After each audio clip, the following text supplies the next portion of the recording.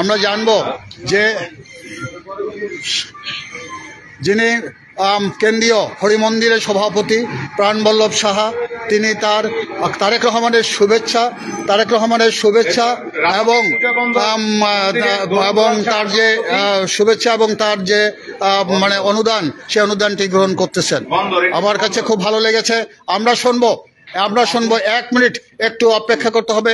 আপনি পরিচয়টা দিয়ে আপনার এই কাজে যে আপনি এসেছেন এবং আপনার কেমন অনুভূতি এবং আপনার দিয়ে এখন যে আসছেন সেই অনুভূতি সম্পর্কে একটু জানতে চাই। আচ্ছা, আমি জাকারিয়া সুমন, আমি রাজাপুর উপজেলা ছাত্রদলের দীর্ঘদিনের সভাপতি ছিলাম, যুবদলের সভাপতি ছিলাম এবং রাজাপুর উপজেলা পরিষদের নির্বাচিত ভাইস চেয়ারম্যান সাবেক।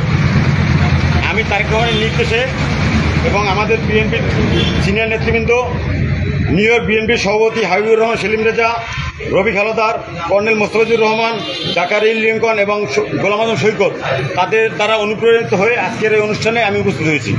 এখানে আরেকজনের নাম রয়েছেন যিনিও নিউ ইয়র্কে এখন অবস্থান করছেন, রাজাপুরের সন্তান, বিশেষ করে ব্যারিস্টার মঈন ফিরোজি। হ্যাঁ, তিনিও এই সবার সাথে সহায়তা করতেছেন, আমাকে তিনি জানিয়েছেন এবং তিনিও উপস্থিত থাকলে হয়তো বা এসে যেতেন। তো এই যে আপনি তাদের হাতে তুলে দিচ্ছেন, কেমন লাগছে আপনার? আপনি এই পুজোটি কেমন ভাবে আপনারা কতটুকু নিরাপত্তা আপনার দিতে পারবেন? এই রাজাপুরের সন্তান, আমরা আমাদের মধ্যে কোনো ধর্মীয় কোনো ভেদাভেদ নেই। আমরা সবসময় ছোটবেলা থেকেই আমরা ওতপ্রোতভাবেই তাদের সাথে জড়িত।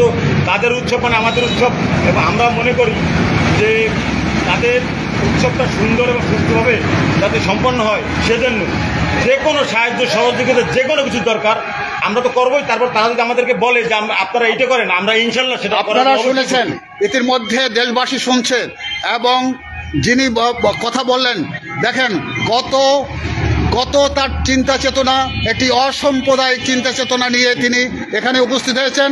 সকল হিন্দু সম্প্রদায় তার এই পূজা যাতে সুষ্ঠুভাবে হয় তারা জানিয়েছেন।